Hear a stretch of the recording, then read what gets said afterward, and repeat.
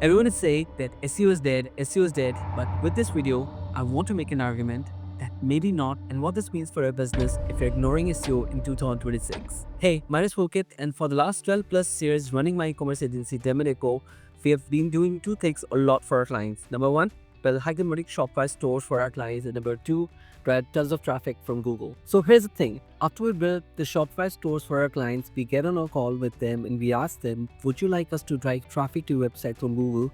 Earlier, we used to get a lot of yeses from our clients. Everyone was interested in driving free long-term traffic to their website from Google search. But now when we ask the same question to them, we get a lot of no's.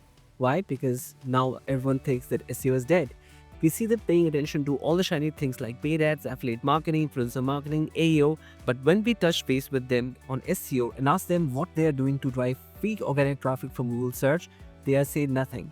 They just look confused whether or not Google is still a relevant channel for them to find customers for their business. So I started to run research and came across this amazing article by Ethan Smith from Graphite, in which he makes an argument that SEO is not dead and it's still a very relevant channel for businesses to find customers in 2026. So I thought instead of making you read this entire article, I should give you 5 key takeaways from this article, things that you should know as a business if you are confused about whether or not SEO is still a relevant channel in 2026 and whether you should put your time and money in it. So Ethan's agency Graphite and SimilarWeb went to 40,000 websites in the US and found that SEO isn't dead, it's just got a tiny cold. They found that traffic from Google is down by 2.5% and not 25 to 50% that many marketers keep saying.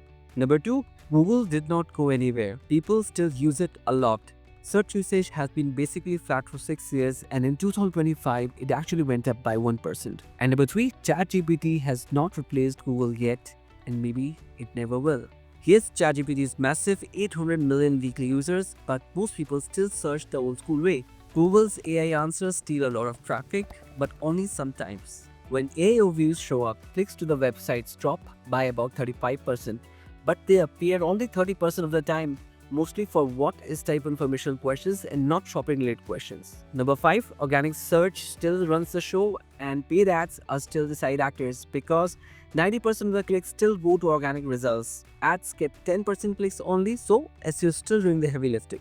But for a moment, let's just disagree with Ethan. After all, he provides SEO as service and so do I.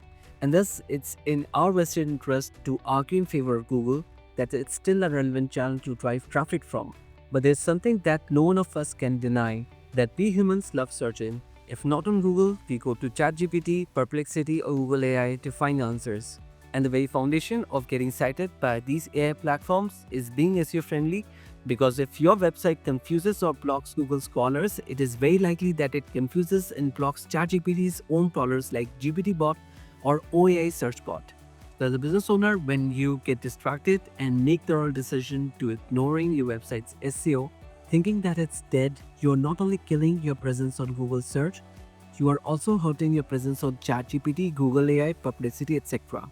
And please don't get me wrong, I'm not saying that Google is not losing its market to ChatGPT, because Google holds such a big market share of almost 93% of the entire search ecosystem. With the emergence of answer engines like ChatGPT, we can very well expect Google to lose its search monopoly in the coming years. But let's also not forget that Google has made a huge comeback with Google AI Search and Gemini.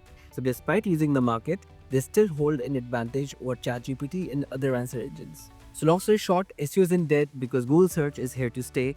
And when you decide to ignore Google, you also ignore ChatGPT, because working on your website's SEO also boosts your presence in answer engines like ChatGPT. And that's pretty much it for this video. If you liked the information in this video, do not forget to like it, subscribe, and maybe hit that bell icon. And if you want to learn how to show your products in ChatGPT, I have another video on this topic in which I share my step-by-step process that we use at our agency Demonico to drive traffic and sales from ChatGPT.